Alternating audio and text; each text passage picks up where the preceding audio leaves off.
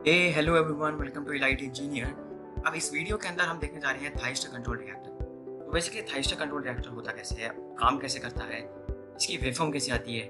Waveform आएगी तो harmonics आएंगे, हार्मोनिक्स आएंगे उसको एनालाइज करेंगे, उसको रेक्टिफाई करेंगे और बहुत कुछ देखने वाले हैं हम इसके अंदर। तो बेसिकली ये एक फैक्ट डिवाइस है। तो फैक्ट डिवाइस इसका एक और मिलता जुलता है, वो है हमारा GCSR। ठीक है, गेट कंट्रोल थाइस्टर कैपेसिटर। वो हमारा होता है सीरीज सीरीज फैक्ट डिवाइसेस का पार्ट, और ये है मेरे पास शंट फैक्ट डिवाइसेस का पार्ट। तो चलो पहले थाइस्टर कंट्रोल रिएक्टर को देखते हैं कि ये काम कैसे करता है। तो थाइस्टर कंट्रोल रिएक्टर जो है मेरे पास, वो, एक minute, let me take pen. हाँ, थाइस्टर कंट्रोल रिएक्टर जो है वो शंट कंपनसेटर का पार्ट है। ठीक है, तो इसके अंदर मेरे पास जो शंट कंपनसेटर जितने भी आते हैं वो कौन कौन से होते हैं, देखो।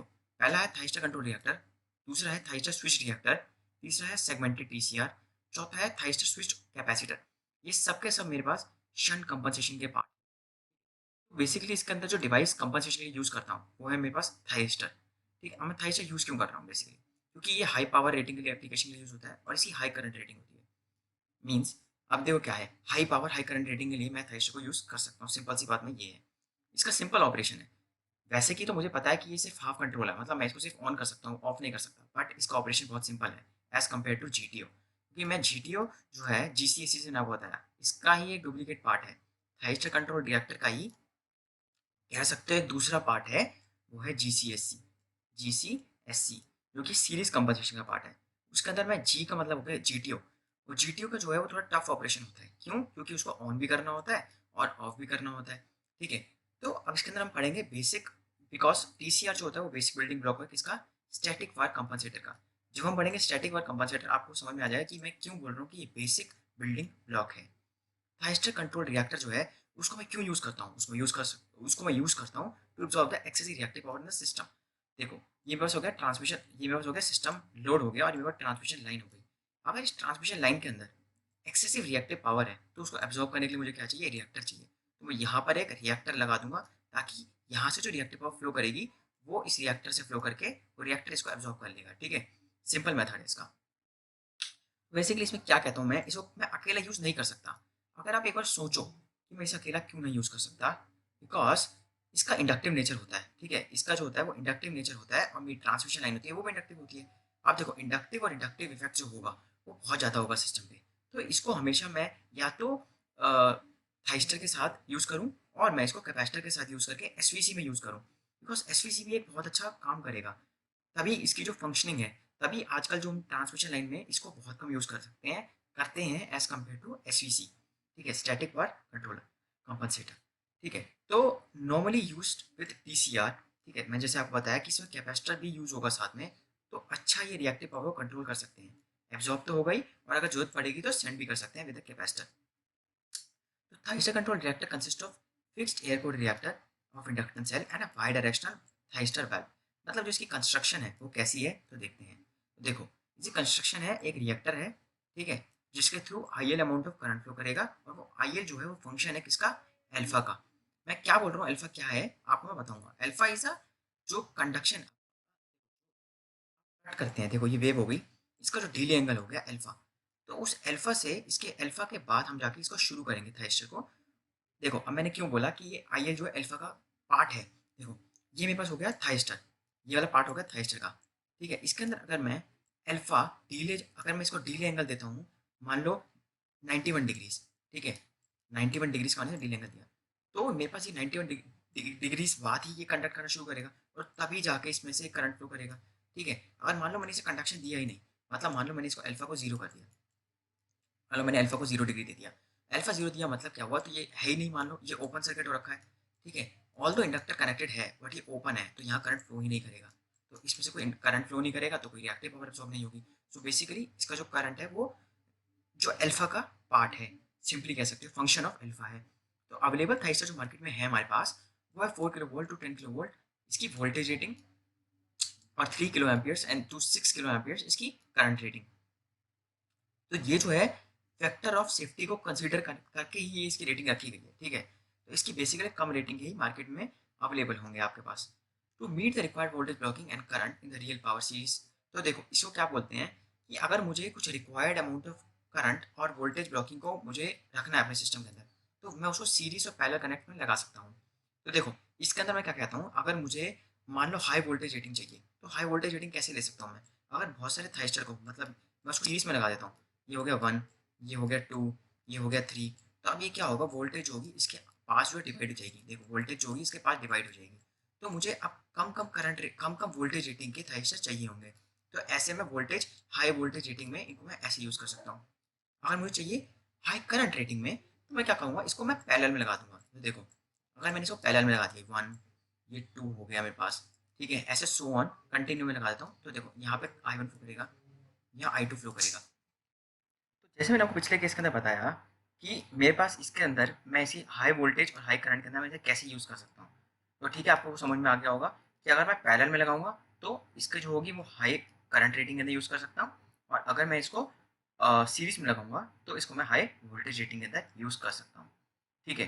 तो उसके बाद मैं क्या कहता हूँ कि अगर मेरे को इसको थाइस्टर को, ठीक है, ऑन करना है या ऑफ करना है, ऑफ तो नहीं होगा, ऑन होगा। ऑफ कैसे होगा? तो ऑन तो नॉर्मल पल्स से होगा जब मैं अल्फा डीले एंगल दूंगा। अब ऑफ करना है तो वो ऑफ ऑटोमेटिकली होगा। कैसे?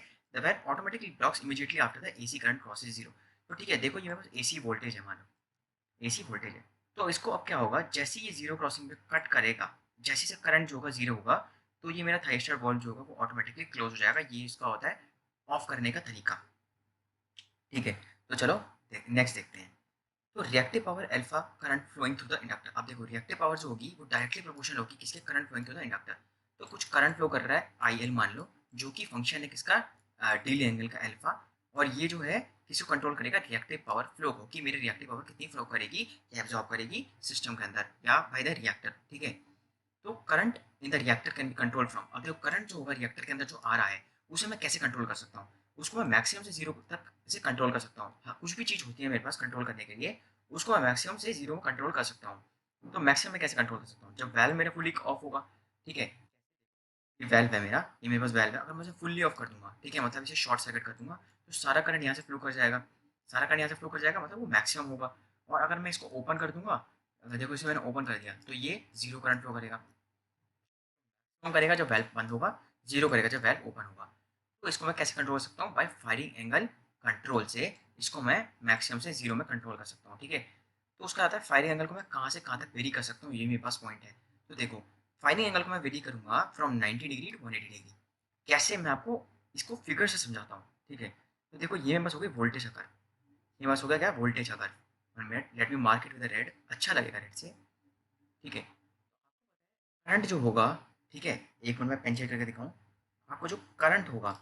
ठीक है, देखो ये रहा करंट जो मेरे पास, ये ब्लू से जो मैं करंट को मार्क कर रहा हूँ। ठीक है, आपका जो करंट होगा वो 90 डिग्री बाद शुरू होगा as compare to my voltage. Because जो करंट होता है इंडक्टर के अंदर वो हमेशा लैग करता है 90 डिग्री से वोल्टेज को, तो ये 90 डिग्री बाद शुरू होगा। ठीक है, ये देखो 90 डिग्री बाद करंट शुरू हुआ है।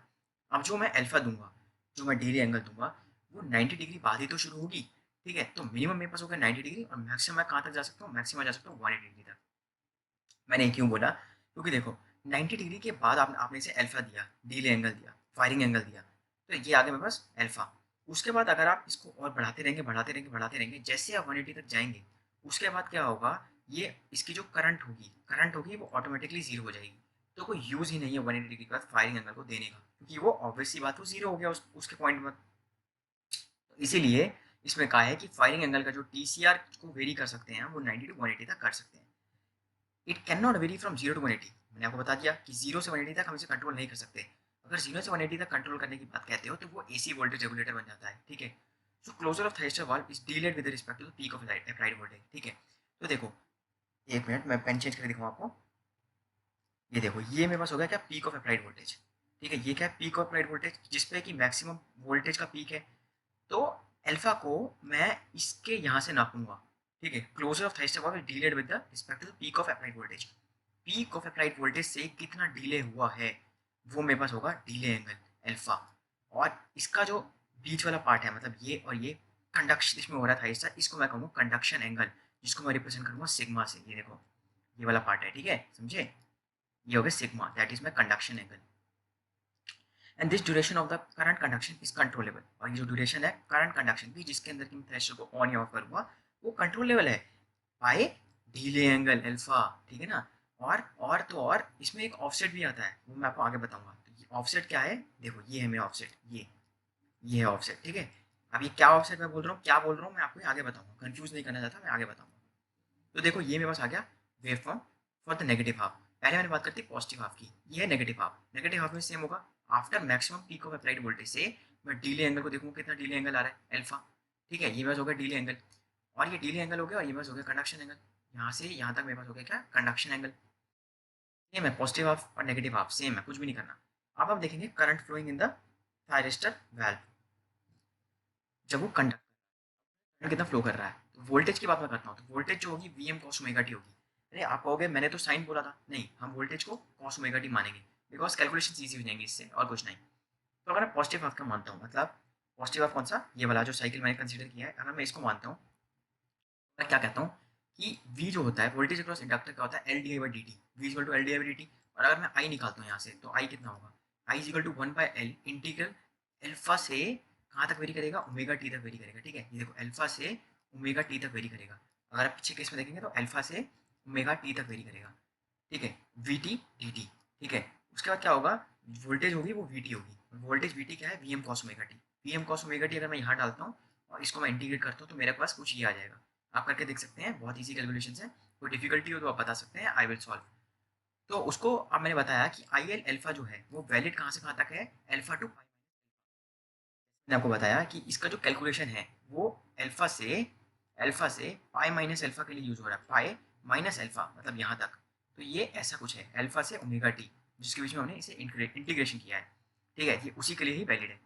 तो current is by an offset of, तो इससे इस इक्वेशन से मुझे क्या पता चला, इस इक्वेशन से मुझे ये पता चला जो करंट है इसका ऑफसेट है कुछ, मतलब कुछ एक्स्ट्रा अमाउंट आ रहा है। वो कितना आ रहा है, V M by omega sine alpha. तो ये में हो गया उसका ऑफसेट, ठीक है, ये हो गया उसका offset, that is alpha two पाई।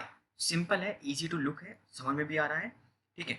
उसका जाएगा डीले एंगल, डीले एंगल क्या है अल्फा, और सिग्मा इसमें कंडक्शन एंगल, जैसे मैंने आपको बताया। सिग्मा क्या होगा, यहाँ से यहाँ तक का सिग्मा हो जाएगा मेरे पास कंडक्शन एंगल। ये क्या होगा, टू पाई माइनस अल्फा, ठीक है। उसके बाद मैं क्या कहूँगा, डीले एंगल अगर बढ़ेगा, अगर डीले एंगल बढ़ेगा तो कंडक्शन एंगल घटेगा, कंडक्शन एंगल घटेगा तो रिएक्टर का करंट घटेगा, ठीक है। मतलब अगर अल्फा कम होगा, अल्फा कम होगा, अगर अल्फा कम होगा तो ये कम होगा, सिग्मा कम होगा, सिग्मा कम होगा तो रिएक्टर के साथ करंट जो फ्लो करेगा वो कम हो जाएगा, सिंपल सी बात है। और अगर at alpha equal to pi by two करता हूँ, अगर अल्फा इक्वल टू यहाँ मतलब पाई बाई टू डालता हूँ, तो क्या हो जाएगा, ये पूरी टर्म जो कि वो मैक्सिमम हो जाएगी। तो ऑफसेट मेरा क्या हो जाएगा, एट दिस पॉइंट मैक्सिमम हो जाएगा। तो इसमें क्या कहता हूँ कि V M by omega L at this both the conduction current and the reactor, मतलब जो कंडक्शन एंगल है दैट इज सिग्मा, एंड जो रिएक्टर के अक्रॉस करंट फ्लो कर रहा है वो जीरो हो जाएगा, और ये कोई पावर एब्जॉर्ब नहीं करेगा, सिंपल सी बात है। तो दो पैरामीटर है मेरे पास, अल्फा और गामा, अल्फा और सिग्मा, वो दोनों आपस में एक दूसरे इक्वलेंट है। तो टीसीआर को जो मैं करेक्टराइज करता हूँ वो अल्फा और गामा में मैं कर सकता हूँ, सिंपल है। अल्फा इक्वल टू जीरो की बात करता हूँ, मतलब कोई भी इसमें डीले एंगल नहीं दिया, मतलब ये पीक एरिया मेरे पास, तो वो जीरो से शुरू हो रहा है, ठीक है।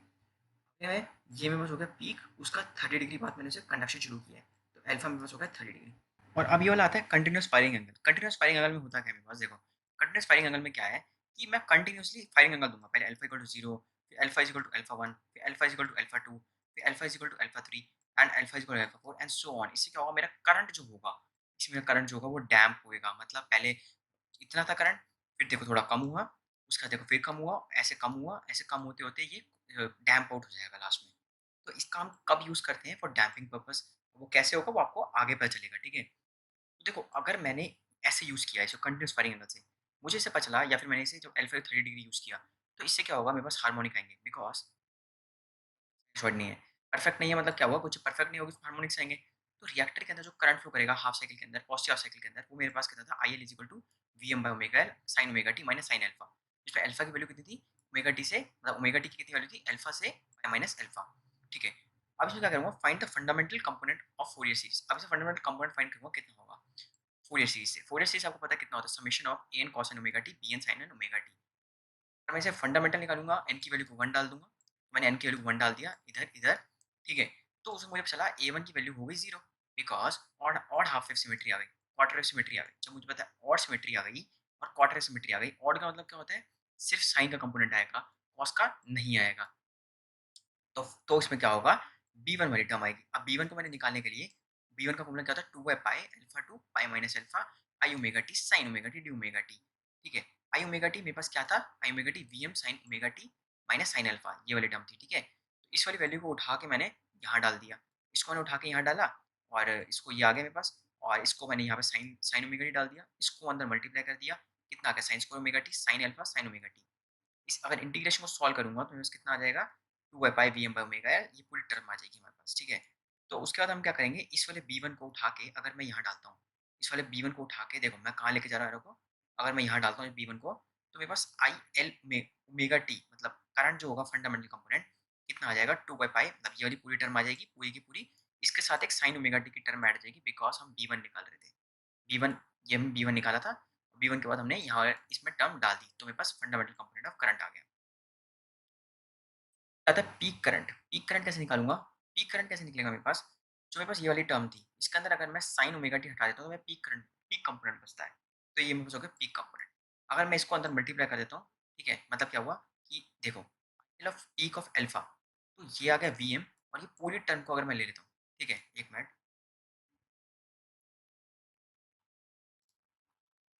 वन मिनट, यस, अगर मैं पूरी टर्म को ले लेता हूँ तो मेरे पास ये कितना हो जाएगा बी एल, तो ये हो जाएगा बी एल, और B L is equal to B L max, और ये वाली टर्म मैं लिख सकता हूँ, और बी एल मैक्स को मैं क्या लिख सकता हूँ, one by omega L, one by omega L, fine ना।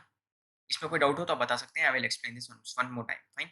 Expression of admittance in the conduction angle sigma, अगर मैं अल्फा की बात करता हूँ तो देखो मेरे को पता था मेरे पास सिग्मा क्या था, सिग्मा कितना था मेरे पास, पाई माइनस टू अल्फा, इसमें सिग्मा मैं कह सकता हूँ, सिग्मा क्या था pi minus two alpha, because देखो ये पास हो गया कंपोनेंट, ये पास हो गया अल्फा, तो और मुझे पता है कि देखो ये हो गया मेरे पास कितना पाई, तो मेरे पास जो कंडक्ट कर रहा था, देखो आपको मैं दिखाता हूँ, ये देखो ये बस कंडक्ट कर रहा है कहाँ तक, तो ये देखो यहाँ से यहाँ तक मेरे पास पूरी वेव थी, ये मेरे पास हो गया क्या सिग्मा, ये हो जाएगा सिग्मा, तो सिग्मा हो जाएगा पाई, पाई मतलब यहाँ से लेकर यहाँ तक pi minus of two alpha, ये एक अल्फा हो गया, ये एक अल्फा हो गया, पाई माइनस टू एल्फा, ठीक है। तो ये मैंने बताया पाई माइनस टू एल्फा, तो इस वाले फॉर्मूले को उठा के अगर मैं ऊपर वाली इक्वेशन में डाल देता हूँ, तो बी एल मैक्स यहाँ से निकल जाएगा, B L is equal to B L max, मेरे पास ये इक्वेशन निकल जाएगी, करके देख सकते हैं आप, इजी है कैलकुलेशन, ऐसा कोई टफ नहीं है। एल वन जो मेरे पास पीक आएगा जो कि कंपोनेंट है अल्फा का, that is B M into B L, B L is equal to B L max, ये टर्म आ गई। इससे क्या पता चलता है मुझे, ठीक है, तो इससे ये पता चलता है कि जैसे कि अगर मैं, ठीक है, one minute, let me change the pen, हाँ, ये पता चला कि अगर अल्फा बढ़ेगा, मतलब अगर यहाँ से अल्फा की वैल्यू बढ़ेगी तो बी एल की वैल्यू कम होगी, बिकॉज अल्फा बढ़ेगा तो नेगेटिव टर्म बढ़ेगी, नेगेटिव टर्म बढ़ेगी तो बी एल जो होगा वो घटेगा, बी एल घटेगा मतलब करंट घटेगा, मतलब करंट घटेगा मतलब रिएक्टिव पावर जो एब्जॉर्ब होगी वो घटेगी, बीएल घटेगा, करंट कैसे घटेगा, क्योंकि मेरे पास एक रिलेशन था बीएल और करंट का, देखो ये रहा, बीएल कम होगा, ये करंट कम होगा, ठीक है, उससे क्या होगा रिएक्टिव पावर जो एब्जॉर्ब होगी वो कम होगी। सिमिलरली अल्फा कम होगा, टीसीआर का एडमिटेंस इंक्रीज होगा, देखो ये अगर कम होगा तो ये वाला नेगेटिव टर्म कम होगी, बीएल की वैल्यू बढ़ेगी, करंट जो होगा बढ़ेगा और रिएक्टिव पावर एब्जॉर्ब होगी वो बढ़ेगी, ठीक है। तो मैं क्या कह सकता हूँ, अगर मैं वेरी करूंगा अल्फा को तो मैं स्मूथली कंट्रोल कर सकता हूँ क्या रिएक्टिव पावर कितनी एब्जॉर्ब होगी, बाय टीसीआर, ठीक है, by TCR, fine, it's easy.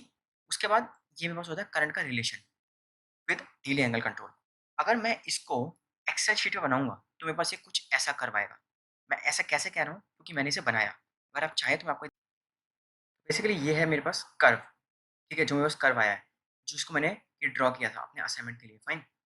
तो इसका ना मैंने डिफरेंट वैल्यूज लेके इसको प्लॉट किया है इस कर्व को, तो ये सेम कुछ ऐसा ही आया जैसे हम इसमें चाह रहे हैं करंट का है, ये मैंने बनाया था जीसीएससी के लिए, और ये मेरे पास आया किसका, टीसीएस, प्रेशर कंट्रोल रिएक्टर के लिए, टीसीआर के लिए, फाइन, हम इसको ऐसे भी बना सकते हैं। उसके बाद जो मेरे पास आएगा वो आएगा कि जो मेरे पास थाइसर कंट्रोल रिएक्टर का एडमिटेंस है इसका, ठीक है, वो एडमिटेंस मैक्सिमम कब होगा, जब वो मैक्सिमम वोल्टेज होगी इसके अक्रॉस, मैक्सिमम करंट होगा, ठीक है, और इसका जो रेंज है वो मैंने डिफाइन कर दिया इस एरिया के अंदर, वो इस एरिया के अंदर ही लाई करेगा।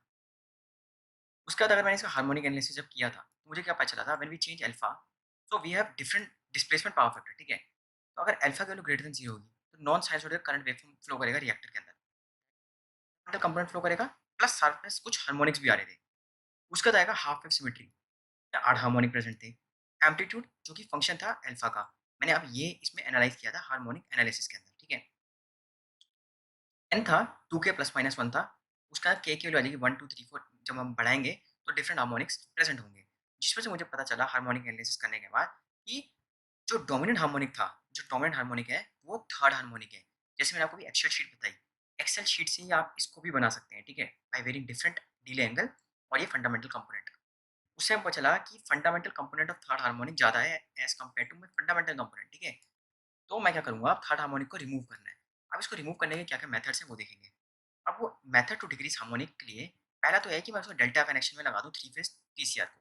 मतलब कुछ ऐसा बना दूँ, ठीक है? ये मेरे पास होगा डेल्टा कनेक्टेड ऑफ टीसीआर। क्या होगा मैं बताता हूँ। सेकंड मेथड है multi phase delta connected in three phase TCR. मतलब मल्टीपल्स, मतलब पल्स नंबर अगर मैं इंक्रीज करूँगा किसी का, तो हार्मोनिक्स जो होंगे वो मेरे डिक्रीज होते हैं, मुझे पता है। तो मैं अगर पल्स नंबर बढ़ाऊंगा तो 6 के प्लस माइनस वन, 12 के प्लस माइनस वन, ऐसे हमारे कन्वर्टर्स के भी पल्स नंबर बढ़ते रहते हैं, हार्मोनिक कंटेंट कम होता रहता है। थर्ड मेथड है segmented TCR. Segmented TCR is a most important method जब हम यूज करते हैं इसको ट्रांसमिशन लाइन के अंदर, बिकॉज ये मेथड हमारा जीसीएसआर के लिए भी यूज होता है। ठीक है, तो चलो देखते हैं। हमारे पास इसको डेल्टा कनेक्शन में लगा दो। डेल्टा कनेक्शन लगाने से क्या हुआ, in three phase system, three single phase thyristors are called reactor are use, ठीक है? देखो, मैंने तीन इंडिविजुअली, देखो ऐसे ये एक दो और तीन मैंने थाइस्टर को अपना डेल्टा कनेक्शन में लगा दिया, जिसके अंदर कि मैंने under balance condition triple N harmonics, मतलब 3 9 11 15 15 and so on in delta connected TCR. अब देखो क्या होगा, जैसे मान लो हार्मोनिक्स आएंगे 3 9 15, अब वो क्या होगा, वो अंदर डेल्टा कनेक्शन के अंदर ही वो हार्मोनिक्स फ्लो करेंगे, वो ट्रांसमिशन लाइन में नहीं जा पाएंगे। तो इसलिए ये जो होगा, ये ट्रिपल हार्मोनिक्स को ब्लॉक कर देगा, ठीक है? उसके बाद मैंने क्या किया, रिएक्टर को भी मतलब बाइफर्केट कर दिया। तो इससे क्या हुआ मेरे पास कि रिएक्टर जो था मेरे पास, उसको मैंने जब डिवाइड कर दिया दो हिस्सों में, तो मान लो अगर एक साइड शॉर्ट सर्किट हो जाएगा, तो रिएक्टर जो है प्रिवेंट करेगा अदर साइड उसको जाने में। देखो, रिएक्टर इज बाइफर्क्चुएटेड और either side of the AC voltage, आधा था डिवाइड कर दिया। So if a short circuit occurs on one side of the reactor, अगर एक साइड शॉर्ट हो जाएगा, तो दूसरा वाला जो होगा, दूसरा पार्ट जो होगा, वो उसको रेक्टिफाई कर देगा, प्रिवेंट करेगा शॉर्ट सर्किट, मतलब हाई करंट फ्लो करेगा। हाई करंट फ्लो करने में, मतलब हाई करंट नहीं फ्लो करने देगा मेरे सिस्टम के अंदर, तो प्रिवेंशन की तरह काम करता है ये। उसके बाद अगर मैं पल्स नंबर बढ़ाता हूँ, जैसे मैंने आपको बताया सेकंड मेथड क्या था, multi pulse delta connected three phase TCR. इसी डेल्टा कनेक्शन के अंदर अगर मैं पल्स नंबर बढ़ाऊंगा मतलब all the non triple harmonics, like मैं 6 पल्स यूज करूंगा तो 2 के प्लस माइनस 1 होगा। तो पहले था, हो जाएगा 6 के प्लस माइनस 1। तो अब कौन-कौन से हार्मोनिक्स बचेंगे, 5 7 11 13 9 19। तो आप उसको देखो कि ये जो है बहुत कम है, थर्ड हार्मोनिक्स की संख्या ज़्यादा थी, बाकी सबकी हार्मोनिक्स कम थे, तो ज़्यादा इफेक्ट नहीं डालेगा। और अगर मैं और यूज़ करता हूँ, 12 पल्स यूज़ कर लेता हूँ मान लो, वो इम्प्रूव तो करेगा मेरी वेवफॉर्म को, नो डाउट। बट अब वो क्या होगा, कॉम्प्लेक्सिटी बढ़ जाएगी भाई, हार्मोनिक्स तो चल कम कर दिए, मगर वो कॉम्प्लेक्स हो जाएगा, कॉस्ट बढ़ जाएगी सिस्टम की। अब मैं ऐसा थोड़ी करूँगा कि पैसे बढ़ा के अपने सिस्टम की जो मतलब जो हार्मोनिक्स इतना ज़्यादा है नहीं सिस्टम के लिए, इफेक्ट नहीं कर रहा, उसको मैं ऐसे पल्स नंबर से इंक्रीज़ करके करूँ। उसके लिए मैं फ़िल्टर्स भी यूज़ कर सकता हूँ और उस फ़िल्टर्स का जो साइज़ होगा वो बहुत कम होगा, ठीक है? उसका आता है सेगमेंटेड टीसीआर। सेगमेंटेड टीसीआर क्या है? Another method to decrease the harmonics is using the segmented TCR. Segmented TCR में क्या करता हूँ, तो देखो, ये मेरे पास एक टीसीआर था, एक टीसीआर। ऐसे ही मैं बहुत सारे टीसीआर लगा देता हूँ। ऐसे ये 1 हो गया, ये 2 हो गया, ये 3 हो गया और ये 4 हो गया, ठीक है? तो इसमें मैंने क्या किया, देखो, इसमें मैंने क्या किया, ईच टीसीआर जो होगा, मतलब हर एक टीसीआर है, वो एब्ज़ॉर्ब करेगा कितना? अगर मान लो ये रिएक्टिव पावर क्यू एब्ज़ॉर्ब कर रहा था, 1 थाइस्टर, तो मान लो मैंने एम थाइस्टर लगाए हैं, तो हर एक जो थाइस्टर है वो क्यू बाय एम जो है रिएक्टिव पावर एब्ज़ॉर्ब करेगा, ठीक है? इतना तो कॉमन सेंस की बात है, ये हम कह सकते हैं। Each thyristor absorb Q by M of total reactive power. और जो मैग्नीट्यूड ऑफ हार्मोनिक होगा वो 1 बाय एम फैक्टर से भी डिक्रीज़ हो जाएगा, क्योंकि बिकॉज़ हमेशा देखो, एम हमारे पास टोटल टीसीआर है, अगर एम टीसीआर है तो combination of TCR with TSC को हम यूज करते हैं mainly. Only one of the M thyristor is a delay angle control, ठीक है? अल्फा कंट्रोल मैं सिर्फ एक ही रखूंगा, तो उससे क्या हो जाएगा, स्विचिंग लॉसेस भी मेरे मिनिमम हो जाएंगे, फाइन। तो उससे क्या होगा, रिएक्टर जो होगा, बाकी सारे जो रिएक्टर है, देखो इसमें क्या है, एक रिएक्टर को मैं सिर्फ डीले एंगल कंट्रोल दूंगा, मतलब एक रिएक्टर को मैं अल्फा कंट्रोल दूंगा और बाकी सब जो है एम माइनस वन रिएक्टर है, उनको या तो फुल्ली ऑन कर देता हूँ या फिर मैं उनको फुल्ली ऑफ कर देता हूँ। उससे क्या होगा, लॉसेस कम होंगे। वो कैसे काम करेगा हम इस वेवफॉर्म से समझते हैं। बहुत ईज़ी वेवफॉर्म है। देखो, ये मेरे पास हो गया I1, मतलब ये वाला जो फर्स्ट वाला था, ये बस ये वाला हो गया। इसके अंदर से जो करंट फ्लो करेगा, इसमें कैसे होगा, मान लो मैंने इसको इस पल्स में यहाँ पे जाके इसको मैंने बंद कर दिया और मतलब ये 1 साइकिल बाद बंद कर दिया, ऐसे कह सकते हैं हम। सेकंड वाले थाइस्टर को मैंने 1 साइकिल, 2 साइकिल, 3 साइकिल मैंने इसको बंद कर दिया, थ सेकंड वाले को। थर्ड वाले को मैंने कब बंद किया? थर्ड वाले को मैंने बंद किया 1 2 3 4 फोर्थ साइकिल में मैंने थर्ड वाले को बंद कर दिया और फोर्थ वाले को मैंने क्या किया, अल्फा कंट्रोल दिया। फोर्थ वाले को जब मैंने अल्फा कंट्रोल दिया तो देखो अल्फा कंट्रोल दिया, ये अल्फा कंट्रोल है, ठीक है, ये अल्फा कंट्रोल है ना, देखो करंट की वेवफॉर्म को देखो, तो ये करंट वेवफॉर्म को मैंने अल्फा कंट्रोल दिया। अब इस सबको जब मैं ऐड कर दूंगा टोटल करंट जो आएगा मेरे पास, तो टोटल करंट की वेवफॉर्म क्या बनेगी, ये कुछ ऐसे आएगी, जो कि डैम्प आउट होगा, जो कि डैम्प आउट होगा, फाइन। तो मैं जब करंट की डिमांड पर यूनिट की वैल्यू निकालूंगा तो देखो ये डैम्प आउट हो रहा है, ये डैम्प आउट हो रहा है, as per increasing cycle, cycle बढ़ेगी तो मेरा करंट जो होगा वो डैम्प आउट होगा। Thank you so much. Thank you for watching this TCR lecture. You can follow me on Insta and you can watch my website अगर आपको कंटेंट चाहिए जो मैंने इस वीडियो में पढ़ाया है।